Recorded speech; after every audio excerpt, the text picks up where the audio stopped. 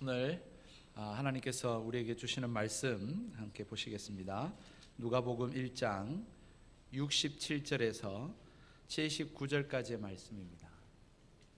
누가복음 1장 67절에서 79절까지의 말씀 찾으신 줄 알고 제가 말씀 봉독해 드리겠습니다. 보시고 들으시기 바랍니다. 그 부친 사가랴가 성령의 충만함을 받아 예언하여 이르되 찬송하리로다. 주 이스라엘의 하나님이여 그 백성을 돌보사 속량하시며 우리를 위하여 구원의 뿔을 그 종 다윗의 집에 일으키셨으니 이것은 주께서 예로부터 거룩한 선지자의 입으로 말씀하신 바와 같이 우리 원수에게서와 우리를 미워하는 모든 자의 손에서 구원하시는 일이라. 우리 조상을 긍휼히 여기시며 그 거룩한 언약을 기억하셨으니 곧 우리 조상 아브라함에게 하신 맹세라. 우리가 원수의 손에서 건지심을 받고 종신토록 주의 앞에서 성결과 의로 두려움이 없이 섬기게 하리라 하셨도다. 이하여 내가 지극히 높으신 이의 선지자라 일컬음을 받고 주 앞에 앞서가서 그 길을 준비하여 주의 백성에게 그 죄사함으로 말미암는 구원을 알게 하리니 이는 우리 하나님의 긍휼로 인함이라. 이로써 돋는 해가 위로부터 우리에게 임하여 어둠과 죽음의 그늘에 앉은 자에게 비치고 우리 발을 평강의 길로 인도하시리로다 하니라. 아멘. 오늘 본문의 말씀에는 별명이 하나 붙여져 있는 말씀입니다. 오늘 본문의 말씀의 별명은 베네딕투스라고 하는 별명이 붙인 말씀이에요. 베네딕트 교황, 베네딕트 성교회, 수도원 이런 이름들이 많이 붙여져 있는데요. 그와 같이 오늘 우리가 읽은 이 본문의 말씀은 베네딕투스라고 하는 별명이 붙여져 있는 말씀이에요. 이 베네딕투스라고 하는 별명이 붙여지게 된 유래는 여러분 벌게이츠 성경, 여러분 불가타라고 불려지는 성경, 라틴어로 된 성경이 있습니다. 그 성경 누가복음 1장 68절의 말씀에 베네딕투스 찬송하리로다 라고 하는 말씀에서 시작한다 하여 이 본문의 말씀을 베네딕투스라고 하는 별명을 붙이게 된 것입니다. 여러분 오늘 우리가 다 읽지는 않았지만 누가복음 1장과 누가복음 2장에는 이와 같이 하나님을 찬송하는 기쁨과 환희에 가득한 그런 찬송의 소리가 충만한 성경이 바로 누가복음 1장과 2장의 말씀입니다. 우리가 읽지 않았지만 말입니다. 1장 42절에서 45절까지의 말씀에는 예수 그리스도를 잉태한 마리아를 보고 엘리사벳이 그를 축복하며 노래하고 있는 장면이 등장하고 있습니다.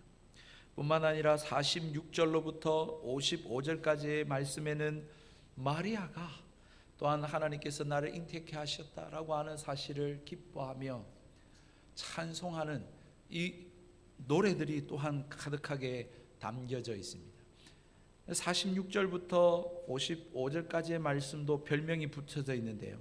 그것 또한 마니피캇, 라틴어로 마니피캇, 찬송하다라고 하는, 찬양하다라고 하는 말에 그것이 시작된다라고 해서 그렇게 별명이 붙여져 있습니다. 그 외에도 오늘 우리가 읽은 본문 또 2장에는 천사의 노래들, 또 시므온이 성전에서 주님 메시아를 오심을 기다리면서 그 마리아가 올라옴을 보고 또 노래하고 있는 그런 찬송이 2장에 담겨져 있습니다. 이렇게 5번의 찬송이 담겨져 있는 성경이 오늘 우리가 읽은 누가복음 1장과 2장의 말씀이에요. 정말로 안타까운 것은 지금 우리가 마스크를 쓰고 말입니다. 이 성경이 문자로 되어 있어서 그렇지 정말로 지금 이 성경에는 빵빠레가 울리고 말입니다. 기쁨과 환희에 찬 노래가 터져 나오는, 함성이 터져 나오는 성경이 바로 우리가 읽은 이 누가복음 1장과 2장의 말씀이라고 하는 사실인 것입니다. 여러분 어디에 우리가 이 찬송을 비유할 수 있을까? 이 우렁찬 판파레의 소리를 어디에 비유할 수 있을까? 제가 한번 생각을 해보니까 말입니다. 1980년대에 거리마다 집마다 그리고 학교마다 울려 퍼졌던 여러분 호언, 철폐, 독재, 타도라고 하는 그 우렁찬 함성이 떠올려집니다. 뿐만 아니라 2002년 한일 월드컵 때 여러분 거리마다 땅이 진동하고 하늘이 떠나가도록 외쳤던 대한민국 착착착착착. 여러분 이 함성 소리처럼 말입니다. 여러분 그것을 넘어서면 넘어섰지 그 어떤 것에 비교했을 때 모자라지 않는 그러한 함성이 울려 퍼지고 있는 말씀이 오늘 우리가 읽은 누가복음 1장과 2장이라는 말씀이에요. 그래서 사실은 이 본문을 읽을 때 우리가 조용하게 그냥 이렇게 읽어서는 안 돼요. 저도 사실 예의를 갖춘다고 그렇게 했습니다만은 실제로는 격앙된 목소리로 기쁨과 환희에 차서 사실은 이 본문을 읽어야 된다는 거예요. 그런데 왜 우리는 이 본문의 말씀을 그렇게 기쁨과 환희에 격앙된 목소리로 외치고 있지 못할까요? 여러분 사가랴는 성령의 충만함을 힘입어서 지금 하나님을 찬송하고 있습니다. 성령의 충만함으로 그는 하나님을 찬송하고 있는데 오늘 우리가 읽은 시편이 우리 하나님의 말씀이 찬양이자 또한 동시에 예언의 말씀입니다. 성령의 감동하심을 입어서 성령의 충만함을 입어서 정말 하나님께서 자신에게 주신 그 놀라운 일들을 찬양할 뿐만 아니라 메시아가 오심을 찬양하고 기뻐하고 노래하는데 그것이 이루어진 일과 또한 앞으로 되어질 일을 확신하며 그는 노래하고 있다라고 하는 것입니다. 그래서 성령의 충만함을 힘입어 노래하고 있는 오늘 본문에 사가랴는 세 가지 중요한 찬양과 노래해야 될 이유를 우리에게 소개하고 있습니다. 첫 번째는 구원의 하나님을 찬양하고 있습니다. 68절과 69절입니다. 우리 같이 한번 읽겠습니다. 시작. 찬송하리로다 주 이스라엘의 하나님이여 그 백성을 돌보사 속량하시며 우리를 위하여 구원의 불을 그 종 다윗의 집에 일으키셨으니 그렇게 노래하고 있습니다. 구원의 불로 인하여 하나님을 찬양하고 있는 것입니다. 여러분 어떻게 보면 무자하던 그가 아니었습니까? 하나님께서 나에게 자식을 주셨구나. 할렐루야 하나님 감사합니다. 이렇게 찬양을 시작할 수도 있지 않겠습니까? 그는 그 약속을 받았지만 사실은 믿지 않았죠. 그래서 그가 말을 못하게 되어지는 그런 언어 장애를 겪게 되었는데 9개월 10개월 동안 말 못하다가 이제 말문이 열린 거예요. 그러니 할렐루야 하나님 다시 말할 수 있게 해주셔서 감사합니다 라고 찬양을 시작할 수도 있었을 것입니다. 그러나 지금 사가랴는 성령의 충만함을 입어 무자하던 자에게 자식을 주심을 찬양하지도 않고 말 못하던 그에게 다시 말할 수 있게 해주심을 찬양하고 있지도 않습니다. 그의 찬양의 시작은 우리와는 좀 다른 그러한 제목으로 찬양을 시작합니다. 그것이 무엇입니까? 바로 하나님 구원의 뿔을 다윗의 집에 일으키심을 감사하나이다 찬송합니다 그렇게 시작하고 있는 거예요. 여러분 시편 18편 2절에도 이와 같은 말씀이 있습니다. 여호와는 나의 반석이시요 나의 요새시요 나의 건지시는 자시요 나의 하나님이시요 나의 피할 바이시요 나의 방패시요 나의 구원의 뿔이시요 나의 산성이시로다. 그렇게 다윗이 노래했던 것처럼 또한 사가랴도 성령의 충만함을 힘입어서 나의 구원의 뿔이시요 그 뿔을 다윗의 집에 일으켰다라고 노래하고 있는 것입니다. 여러분 우리는 사실 뿔 하면은 좀 부정적인 생각이 떠오릅니다. 엉덩이에 뿔 났나 그렇게 이야기도 하기도 하고 도깨비 뿔 하면서 여러분 뿔에 대한 부정적인 인식이 있지만 여러분 유대인들에게 이스라엘 백성에게 뿔은 권세, 권능, 능력, 왕권을 상징하고 있는 것이 뿔이라고 하는 사실인 것입니다. 그래서 그럴까요? 문화적 차이를 좀 극복하기 위해서 표준 세번역이라고 하는 성경에서는 이걸 어떻게 번역하고 있냐면 권능의 구원자를 다윗의 집에 일으키셨다 그렇게 노래하고 있습니다. 여러분 다른 번역이지만 여러분 이것이 의역된 것이지만 좀 더 우리에게 잘 와 닿는 것 같아요. 지금 사가랴가 성령의 충만함을 힘입어 뭘 노래하고 있다고요? 권능의 구원자를 능력의 구원자를 다윗의 집에 일으키셨다 그렇게 노래하고 있는 거예요. 여러분 권능의 구원자 여러분 능력의 구원자 다윗의 집에 일으켰다는 게 무슨 말입니까? 사무엘하 7장으로 거슬러 올라가야 됩니다. 하나님께서 다윗과 언약을 맺으시면서 다윗아, 네가 내 마음에 합하였기 때문에 내가 너의 집이 영원히 무너지지 아니하고 너의 집을 통하여 영원히 이 왕권이 이어져 갈 것을 약속하고 있는 말씀으로 거슬러 올라갑니다. 그것은 단순히 다윗의 집이 영원할 것이라고 하는 것이 아니라 다윗의 가문을 통하여 영원한 왕이시요 모든 인류의 구원자이신 메시아를 하나님께서 보내실 것이라고 하는 약속의 말씀인 것입니다. 지금 사가랴는 그 사실이 이루어지는 것을 자신의 삶과 자신에게 일어나고 있는 그 체험들을 통하여 그 하나님을 찬송하고 있어요. 지금 여러분 무자하든 나이 많아 늙은 그에게 지금 하나님께서 자녀를 주시겠다는 거예요. 천사가 나타나서 그 이야기를 하고 있는 거예요. 그것을 못 믿었더니 또 한 9개월 10개월간에 말을 하지 못하게 되는 언어 장애가 일으켜진 거예요. 뿐만 아니라 세월이 흘러 10개월이 되었을 때에 세례 요한이 탄생하면서 그의 말문이 열리고 여러분 그가 말할 수 있게 되어지는 그런 놀라운 일들을 경험한 거예요. 그는 지금 예수 그리스도를 모릅니다. 그가 예수 그리스도께 오셔서 고난을 당하시고 십자가에 못 박혀 죽으시고 더더군다나 사흘 만에 부활하실 것에 대해서 지금 사가랴는 전혀 모른다고요. 모르지만 그에게 지금 일어나고 있는 일들을 경험하면서 구원자 메시아가 이 땅에 오실 것이고 그가 놀라운 우리에게 구원을 일으키실 것을 그는 확신하면서 그렇게 찬송하고 지금 노래하고 있는 거예요. 여러분 사가랴가 만약에 등 따시고 배부르고 문제가 없고 그렇게 호의호식하면서 살았더라면 여러분 다윗의 집안에서 왕이 온다는 것이 무슨 감격이 되고 무슨 노래가 되겠습니까? 그러지 않았을 거예요. 여러분 당시에 이스라엘 백성이 침략자들에게 손을 잡고 말입니다. 그들에게 아부를 떨어서 여러분 등 따시고 배부르고 호의호식하면서 살았다면 이스라엘 백성의 구원자가 왔다라고 하는 사실이 기뻤을까요? 그러지 못했을 거예요. 그들에게는 전혀 기쁜 소식이 안 되는 거예요. 그러나 바벨론 포로의 70년 세월 동안 여러분 집을 떠나 타향살이하면서 종노릇하며 살았어요. 겨우 이제 70년이 지나 고국의 땅으로 돌아왔는데 고국의 집은 엉망진창입니다. 황폐해져 있는 땅을 보는 거예요. 뿐만 아니라 이제 좀 살만한가 했더니 여러분 헬라 제국이 쳐들어와서 침략해서는 성전을 다 해파하고 하나님 앞에 마음껏 예배드리지도 못하고 우상을 가득하게 만들어 놓는 거예요. 마카비 왕조가 들어서서 그들과 전쟁하며 그들을 내쫓기는 했지만 다시 로마 제국이 들어와서는 그들에게 세금을 포탈하고 그들을 압제하는 그러한 통치 아래에 놓이게 된 거예요.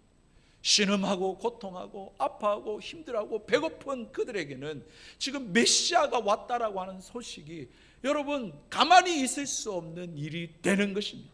찬송할 수밖에 없고 노래할 수밖에 없고 기뻐할 수밖에 없는 소식이 되었다라고 하는 사실인 것입니다.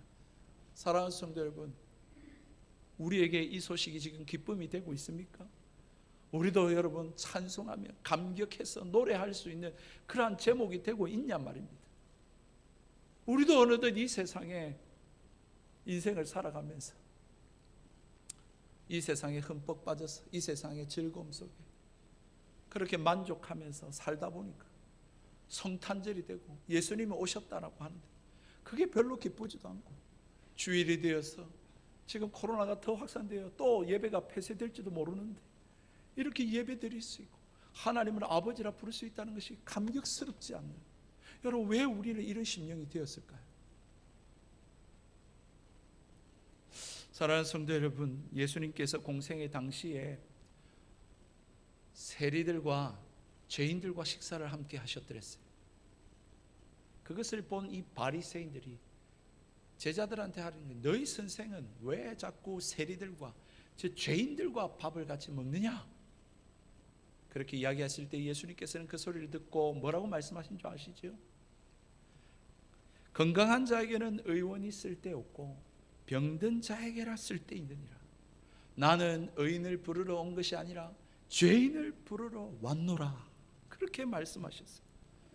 여러분 마치 우리가 이 세상 살면서 나는 아무런 죄가 없는 의인인 마냥 그렇게 죄의식 없이 그렇게 이 세상을 혹시 호의호식하며 편안하며 그렇게 안락하게 살고 있지는 않습니까? 마치 우리는 우리의 이 육신을 자랑하고 지금의 삶을 여러분 뽐내면서 아무런 문제의식 없이 고민도 없고 갈등도 없고 진지하면 머리가 아프니까 접어두고 내팽개쳐버리고 그렇게 기쁨과 즐거움을 추구하며 이 세상을 지금 우리가 살아가고 있지는 않습니까? 그러기에 내게 주신 구원에 대한 감격이 없고 예배함의 기쁨도 없고 하나님의 자녀로 살아가는 것이 즐겁지 않고 성탄절이 왔음에도 불구하고 또 성탄절이 왔는가 보다. 여러분 우리가 그렇게 살고 있지는 않느냐라는 것이죠.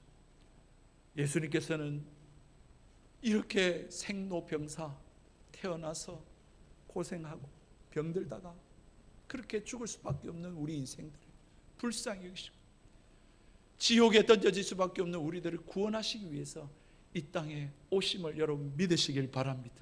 그래서 우리에게 다시는 슬픔이 없고 아픔이 없고 고통이 없고 다시는 눈물이 없는 죽음이 없는 질병이 없는 그 천국을 우리에게 안겨주실 것을 여러분 믿으시고 찬송하는 저와 여러분 되기를 주의 이름으로 축복합니다. 지금은 힘들지 모르지만 그날이 올 것이고 그 세상이 우리에게 주어질 것이 믿으시고 힘내시고 찬송하며 노래하며 주님 오심을 기뻐할 수 있는 저와 여러분 되기를 주의 이름으로 축복합니다. 두 번째는 이 사가랴가 성령 충만하여 신실하신 하나님을 찬양하고 있습니다. 여러분 오늘 72절 73절입니다. 우리 다 같이 한번 읽겠습니다. 시작. 우리 조상을 긍휼히 여기시며 그 거룩한 언약을 기억하셨으니 곧 우리 조상 아브라함에게 하신 맹세라. 아멘. 여러분 약속을 받지 않고 약속이 없는 사람에게야 여러분 약속이 이루어진들 그게 무슨 감동이 있고 무슨 감격이 있겠습니까? 그러나 여러분 예수님이 오실 것을 약속하셨어요. 하나님 나라 이 땅에 이루어질 것을 약속했어요. 하나님 우리의 질병을 치료하시고 우리에게 풍성한 꼴을 주시고 다시는 눈물도 슬픔도 없는 그 세상을 주시겠다고 약속하셨단 말이에요. 그 약속이 이루어졌을 때 여러분 그 약속을 오매불망 기다렸던 사람들은 어떻게 하겠습니까?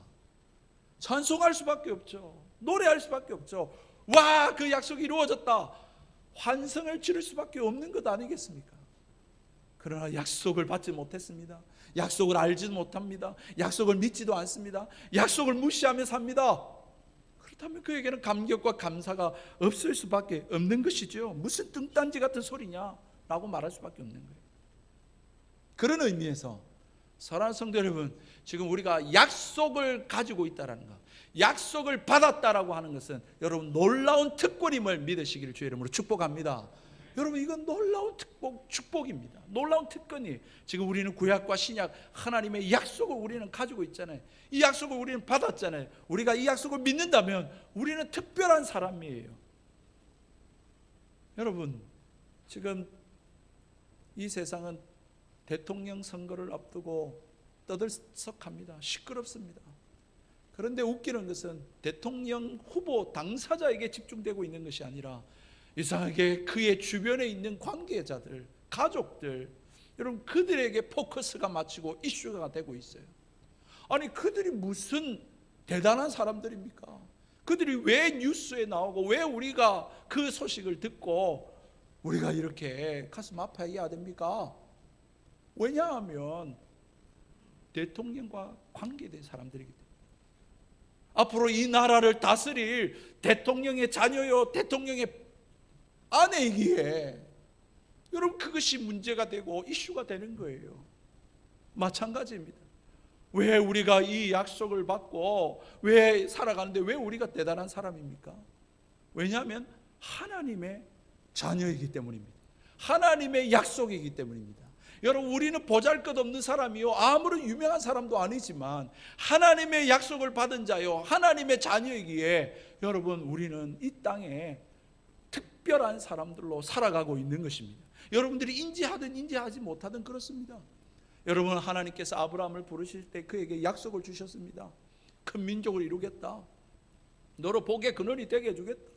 그 약속을 받고 살다가 여러분 애굽에 내려갔습니다. 그런데 애굽에 내려갔을 때 바로 왕이 말입니다. 이집트 왕이 그의 아내 사라를 취하려고 했습니다. 여러분 그가 뭐 특별하다고 말입니다. 그런데 하나님께서 막으셨습니다. 꿈에 그 바로 왕에게 나타나셨습니다. 건드리면 너 죽는다 라고 하니 바로 왕이 깜짝 놀라서 여러분 그를 건드리지 못하고 아브라함에게 이야기합니다. 너가 왜 아내라고 내게 말하지 못하였느냐, 내가 큰 죄를 범할 뻔했다 라고 하면서 그에게 살해하고 그에게 축복하고 그에게 물질을 주면서 돌려보냅니다. 여러분 아브라함이 뭐 힘이 있었습니까? 권력이 있었습니까? 군대가 있었습니까?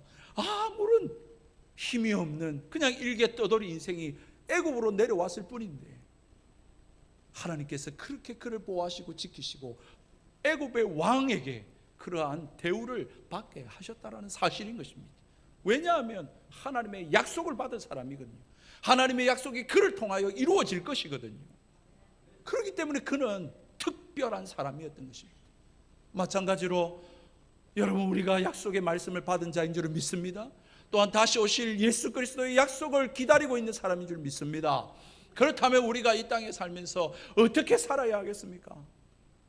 고개 푹 숙이고 한숨 쉬면서 얼굴은 마치 뭐 밟은 것처럼 말입니다. 그렇게 인상 쓰면서 여러분 그렇게 살아야 되겠습니까? 사랑하는 성도 여러분, 미국의 제16대 대통령 아브라함 링컨이 대통령 되기 전에 일화가 있어요. 대통령 되기 전에 그는 여행을 하던 중이었습니다. 그가 함께 한 대령 군대의 대령과 함께 여행을 하게 되었는데 이 대령이 여행을 하면서 아브라함 링컨에게 위스키 한 잔을 권합니다. 한 잔 하시기지요. 한 잔 드시지요. 그러니 아브라함 링컨이 아닙니다, 저는 괜찮습니다 하고는 사양합니다. 그리고 또 좀 여행하다가 좀 쉬어 가시죠. 담배 하나 피시겠습니까 하면서 담배를 또 권유합니다. 그랬더니 또 아브라함 링컨은 아니요, 저는 담배를 피지 않습니다 하면서 담배를 또 사양합니다. 좀 가다가 아브라함 링컨이 좀 계속 사양을 하니까 미안했는지 그 사람에게 자초지정을 설명을 합니다. 사실은 저는 9년 전에 어머니를 여의었습니다. 그런데 어머니께서 그때 돌아가시기 전에 저를 부르시고는 이렇게 약속을 원하셨습니다. 링컨아, 너는 일평생 동안 술과 담배를 입에 대지 않는 훌륭한 그리스도인이 되어주렴. 그렇게 약속해 주지 않겠니? 라고 요청하셨고 어머니 돌아가시기 전에 그렇게 하기로 약속을 했다는 것입니다. 그래서 대령에게 죄송합니다, 제가 어머니와 약속을 지금까지 잘 지켜왔기 때문에 그 약속을 지키기 위해서 사양을 했습니다. 이해해 주십시오. 그렇게 이야기하자 이 대령이 이렇게 말합니다. 정말로 당신은 훌륭한 사람입니다. 앞으로 훌륭한 사람이 될 것입니다. 나도 당신과 같이 그런 약속을 지킬 수 있었다면 더 좋은 사람이 되었을 것입니다 라고 말이지. 그 위에 그는 미국 제16대 대통령이 되었습니다. 사랑하는 성도 여러분, 하나님의 약속을 받은 사람, 여러분 그 약속이 이루어질 것을 믿는 사람, 여러분 이 땅 위에 우리가 어떻게 살아야 되겠습니까? 그 약속이 이루어졌다니까요. 그리고 남은 약속도 이루어질 것입니다. 오늘 우리가 가진 이 신구약 성경 하나님의 약속은 이루어졌고 또한 이루어질 것입니다. 그 약속을 받았다면 여러분 찬송하고 감사하고 기뻐하며 살아가는 저와 여러분 되기를 주의 이름으로 축복합니다. 여러분 사가랴는 성령 충만하여서 자기가 아무것도 아닌데 나이 늙은 사람일 뿐인데 하나님께서 자기를 생각하사 약속을 주시고 특별한 사람으로 만드시고 정말로 하나님께서 자기에게 이 놀라운 은혜를 베풀어 주신 것을 체험하면서 그는 이렇게 하나님 앞에 기쁨과 환희에 찬 노래를 부르고 있었다라는 것이죠. 여러분 마지막 세 번째 사가랴의 찬송은 소망의 하나님을 찬송하고 있습니다. 여러분 76절과 77절 두 구절의 말씀을 같이 한번 읽겠습니다. 시작. 이 아이여, 내가 지극히 높으신 이의 선지자라 일컬음을 받고 주 앞에 앞서가서 그 길을 준비하여 주의 백성에게 그 죄 사함으로 말미암는 구원을 알게 하리니. 아멘. 지금 여러분 사가랴가 무엇을 찬송하고 있습니까? 무자든 저에게 뒤늦게 주셨지만 자식 주심을 찬양하고 있나요?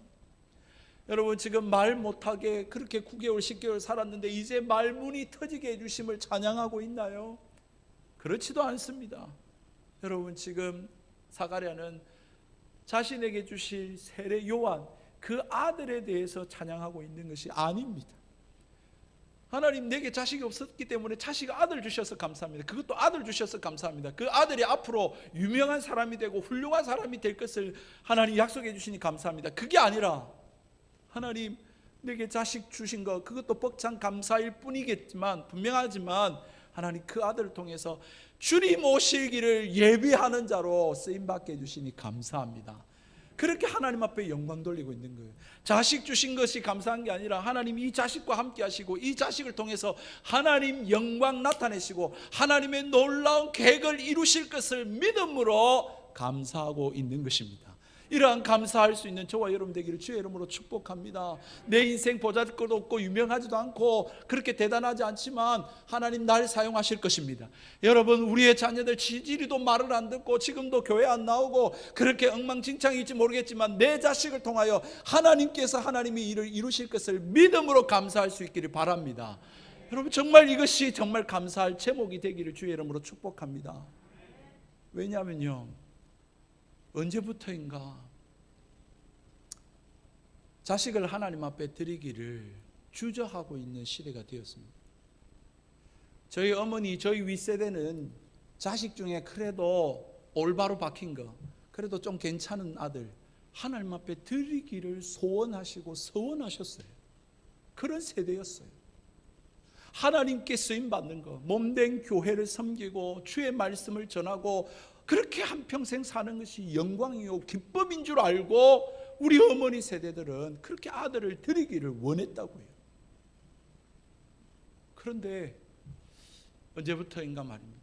실제입니다. 제가 청년 사역을 한 10년 했기 때문에 청년이 신학교 가고자 하니까 그 어머니가 여러분 정말 뭐 권사님이시고 또 신앙생활 잘 하시는 분인데도 도시락을 들고 다니면서 말리시더라고요. 야, 왜 네가 공부를 못하나 인물이 못생겼나 네가 뭐 못한다고 왜 목회자 하려고 그러냐. 와, 그 이야기를 제가 듣는 순간 뚜껑이 열리더라고요. 여러분 지금 교회를 섬기고 하나님 말씀 전하는 종을 말입니다. 그렇게 하찮게 여기고 있는 시대가 되었는데 무슨 하나님께 영광 돌리고 무슨 하나님을 섬긴다고 그렇게 말할 수 있습니까? 여러분? 딸을 안 주려고 해요. 신학생을 제가 소개하려고 그러니까 뭐 하는 학생이에요? 신학생입니다. 목회자 앞으로 될 겁니다. 그러면 안 해요. 우리 딸 고생시키고 싶지 않아요. 여러분 딸을 주지 않으려고 한답니다. 여러분 직분도 마찬가지입니다. 옛날에는 말입니다. 우리 선배님들이 저는 이제 목회자로 부름을 받아서 이렇게 가려고 하지만 선배님들은 또 회사를 가고 또 선생님이 되고 또 이렇게 사업을 하면서 그 선배들이 함께 신앙생활 하면서 나눌 때 뭐라고 이야기했냐면 야 너는 목회길 가라. 너는 선교사 가라. 나는 비록 그 길은 안 가지만 내가 교회의 훌륭한 장로가 되어서 그렇게 몸된 교회를 힘있게 세울 수 있도록 도와줄게. 여러분 그런 소원들이 있었어요. 싫어합니다. 여러분 제가 10년 전에 섬겼던 한 교회의 한 젊은 여집사님은 목사님 저는요 40세가 되면 이제 모든 하던 일 다 정리하고 저는 권사가 되고 싶어요. 권사가 되어서 정말로 목사님들과 함께 신방 다니면서 영혼을 돌아보고 위하여 기도해주고 그렇게 영혼을 돌보는 권사로 한평생 살고 싶어요. 정말 그렇게 소원하시는 분이 계셨어요. 그런데 이제 시간이 지나니까 어느덧 뭐 시간 지나면 권사 주는갑다, 안수집사 주는갑다, 장로 그냥 뭐 되는갑다. 여러분 그 직분이 무엇인지도 모르고 그냥 받으면 그걸로 끝나는 줄 알고 여러분 그렇게 영광스럽게 여기지 않는 오늘 이 시대를 바라보면서 무슨 우리가 하나님 앞에 쓰임받는 것이 기쁘고 감사하고 감격스러운 찬양이 되겠습니까? 하나님을 사모함이 없고 하나님 나라를 사모함이 없는데 무슨 그것이 기쁨이요 영광이 되겠냐는 거예요.